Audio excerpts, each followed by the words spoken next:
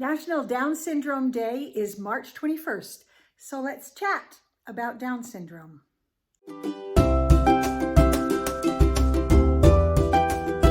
I have a daughter with Down syndrome. She is now 22, and I wanted to make a video about that because I know there are some things I wish I had known years ago when I first found out that my baby would have Down syndrome. Down syndrome is trisomy 21. So we've got tri, which is the 3 for March, and 21 for the 21st day of March.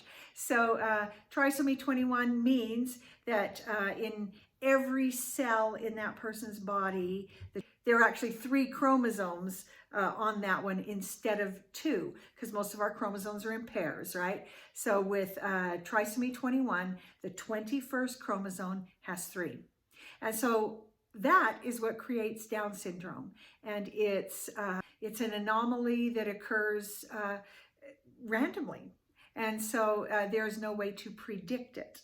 And so one thing that I wish I had known when I found out that my baby was going to have Down syndrome, this baby that we'd waited for years, that we'd wanted to come, and then we find out that she would have Down syndrome, I was devastated, because every parent wants their baby to be healthy and have all their normal parts and everything be okay. And when you find out that your baby has an anomaly, you have to deal with that. And it took me a while. I had to process things in my mind. And there were things I didn't know and didn't find out until after she was born. And that is that everything's going to be okay. And that Down syndrome is certainly not the worst thing that could happen.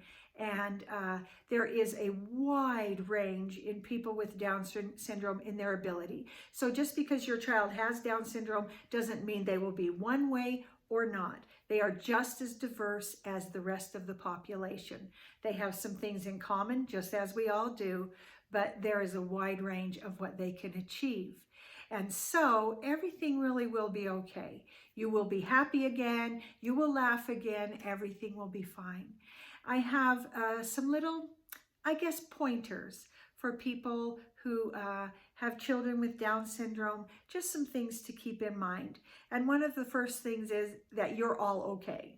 And that kids with Down syndrome tend to have abilities that a lot of the rest of us don't have.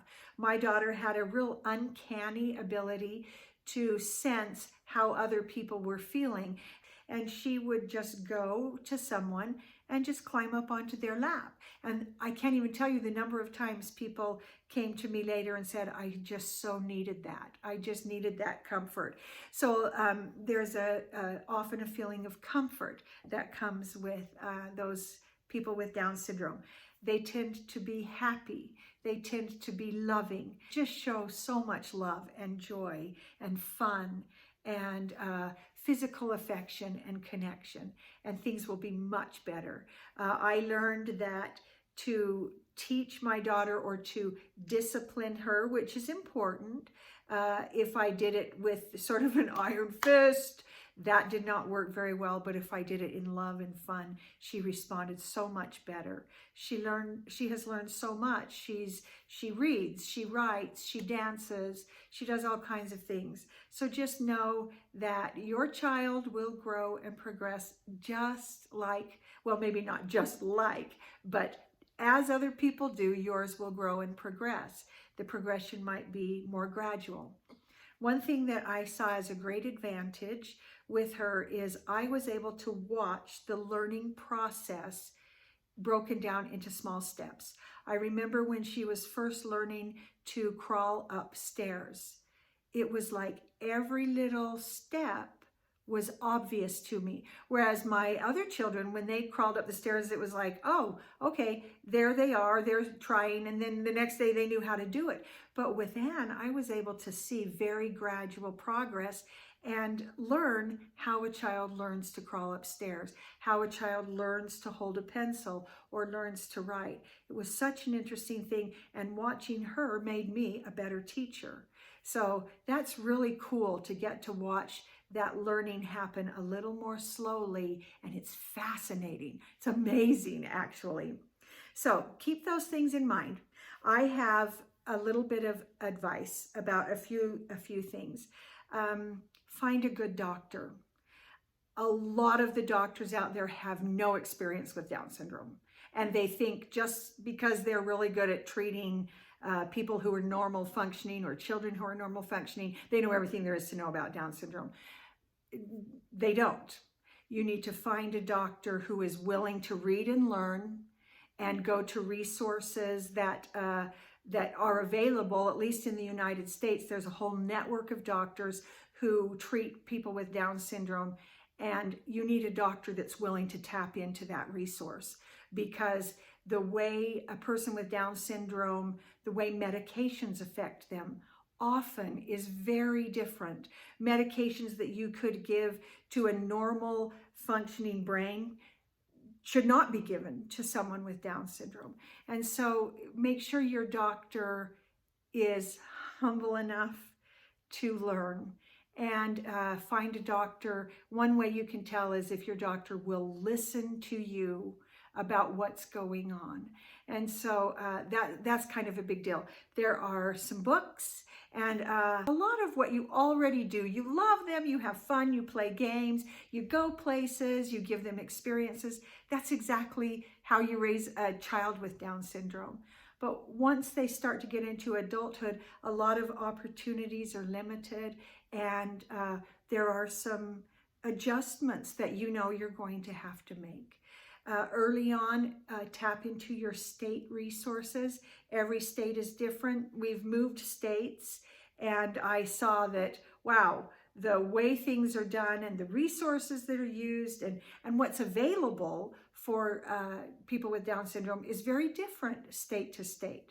And so early on, tap into resources as best you can with referrals from doctors, ask schools, and if nobody really knows much, go online and check with your state Department of Health and Welfare. And usually they can connect you with some resources in your individual county that will help you. And use those, because every opportunity is great. When my daughter was little, there was a certain resource that lasted. It was only there for 2 or 3 years, but it made it so that we were able to buy some simple things to make cheese, and she took ballet, and we were able to kind of do some fun things and explore some things that she was interested in because there were resources available.